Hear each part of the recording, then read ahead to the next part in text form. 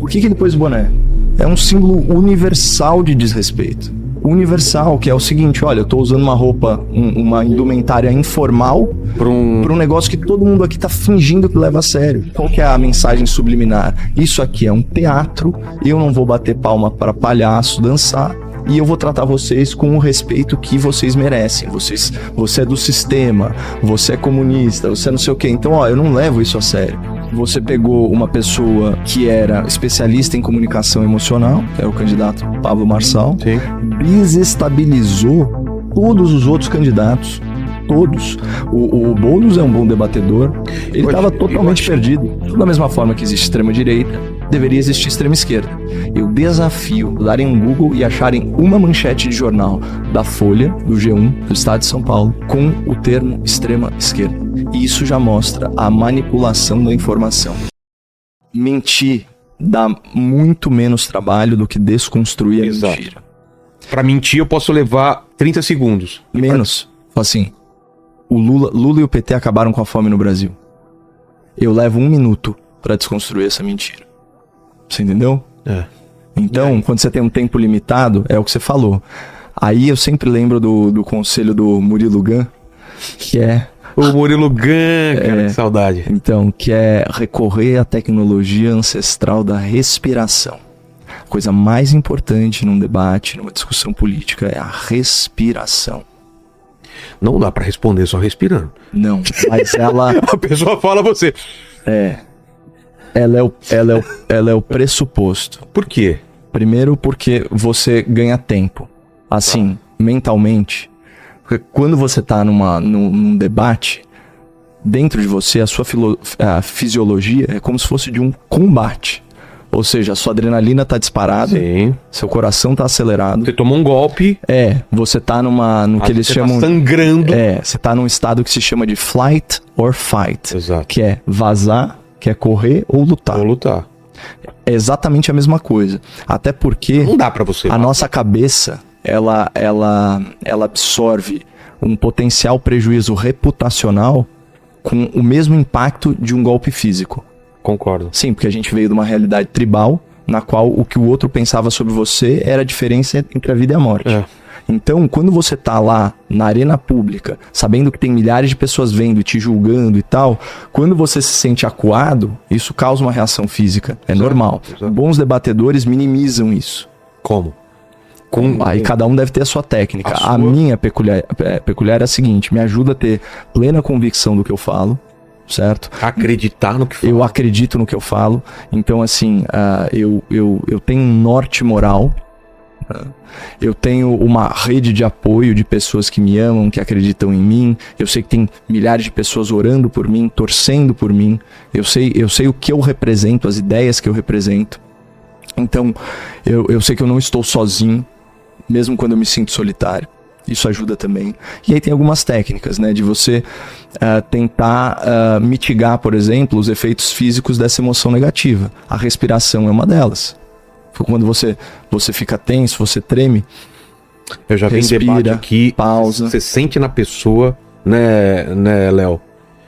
Você já viu em debate aqui quando a pessoa... Você sente fisicamente quando a pessoa tá destabilizada, cara. E aí você fala, puta, a outra pessoa conseguiu tirar ela do sério. E aí, a partir desse momento, a pessoa começa, na argumentação dela, se perder. Sim, porque às vezes você tem muito conhecimento, você tem uma didática. Assim, uma pessoa intelectualmente preparada, superior à outra, se perde. Se perde mesmo. Porque você desestabiliza. Bom, a gente viu agora no debate... que virou meme, foi o debate em São Paulo. Você pegou uma pessoa que era especialista em comunicação emocional, que era o candidato Pablo Marçal, desestabilizou todos os outros candidatos. Todos. O Boulos é um bom debatedor. Ele estava totalmente perdido. Eu achei o Datena perdido, cara. Também. Que é um cara que é comunicador, ele não conseguiu controlar o tempo dele. Mas estava fora da zona de conforto dele. Às vezes você tem um programa de 2, 3 horas que você tem que render você tem que render o bloco e que você é o senhor daquela situação. Quando você muda o formato, nossa. Vou te falar, pra mim, no podcast anterior, né, que eu participei como co-host, Sim. eu tava apreensivo. Por quê? Foi um formato novo. Ah, sim, nesse sentido. Eu fui dar uma entrevista até para Brasil Paralelo. Não vi ainda. Foi a primeira, é uma entrevista legal. É a primeira entrevista em 4 ou 5 anos que eu dei.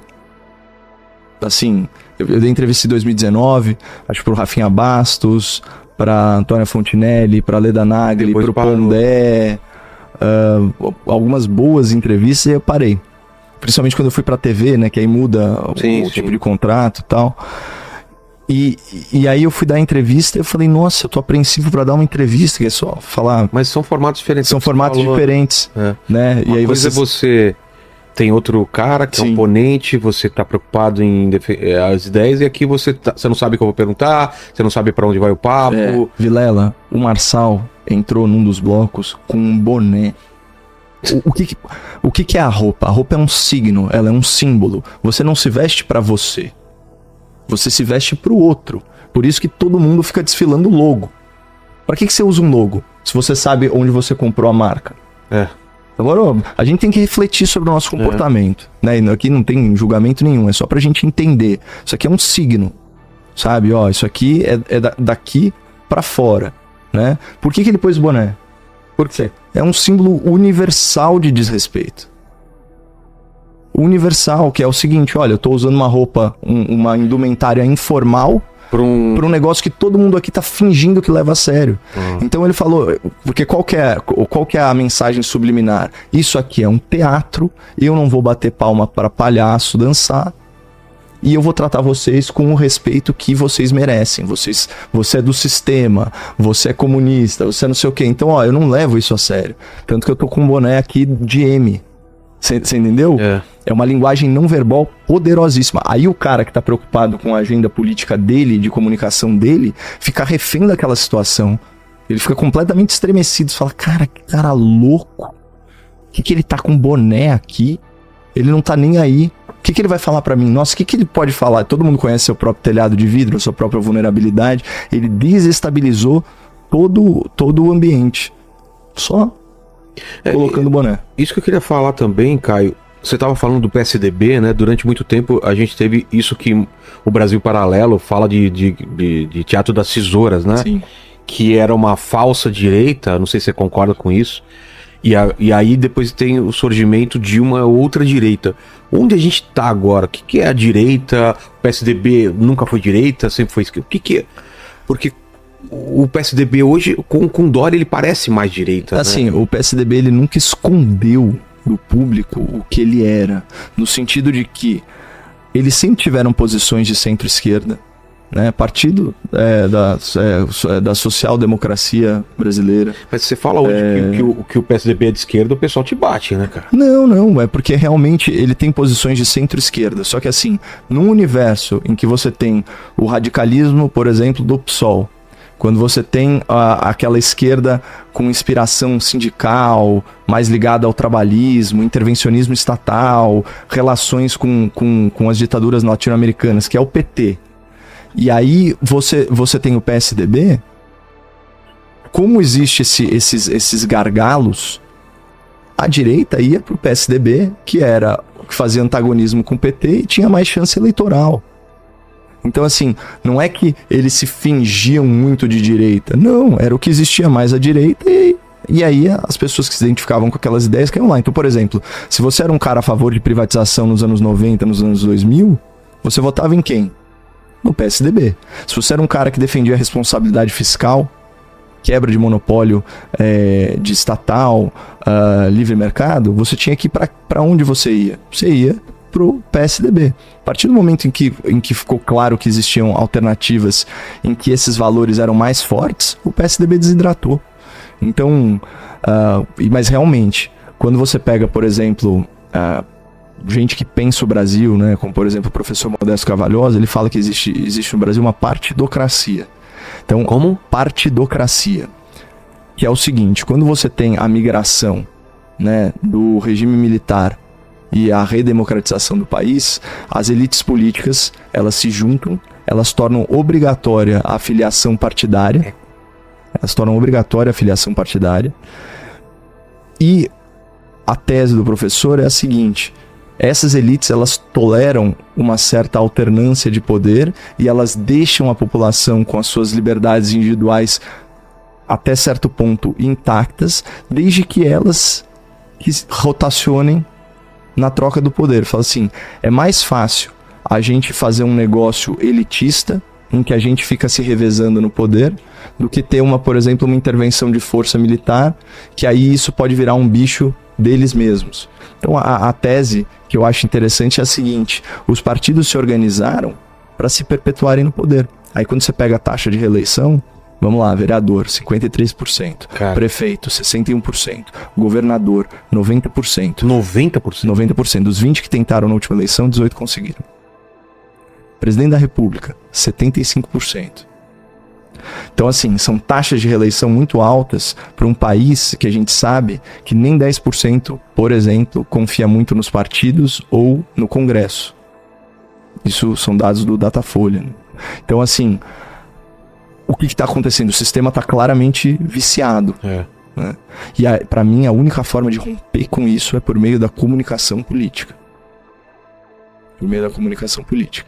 Mas como se a gente, hoje em dia, a gente percebe, principalmente nas redes sociais, que parece que não existe direita, só existe esquerda e direita radical. Na verdade isso daí são... Extrema direita. Esse daí é um rótulo, esse é um rótulo que a imprensa criou. Todo mundo que é direita é de... Você, por exemplo, não é direita, você é extrema direita. Não concorda? Na visão pejorativa, sim, de alguns veículos de mídia, talvez. Bem que eu escapo. Ninguém tem coragem de virar assim no debate comigo e me chamar de extrema-direita. Não, nunca te chamaram? Claro que não. Extrema-direita é essa, que não tem um processo contra si, por crime contra a honra, não é objeto de nenhum direito de resposta, não está em nenhum inquérito, nenhuma investigação. Que eu trabalho na maior rede de notícias do mundo, então, porque que tem um critério gigante contra a fake news. É difícil alguém chamar, eu encontrar alguém de direita, porque... Todo mundo eu vejo, não, esse cara é extremamente... Mas, Vilela, por isso que eu falei que o segredo está na comunicação. Isso é manipulação da informação. O que é isso, então? Isso é o seguinte, olha, é só raciocinar. Se existe uma extrema-direita tão proeminente no Brasil, significa o seguinte: no meio você tem o centro. À direita do centro, você teria a direita, e a direita da direita é a extrema-direita, correto? Da mesma forma, à esquerda do centro você teria a esquerda, e a esquerda da esquerda é a extrema-esquerda.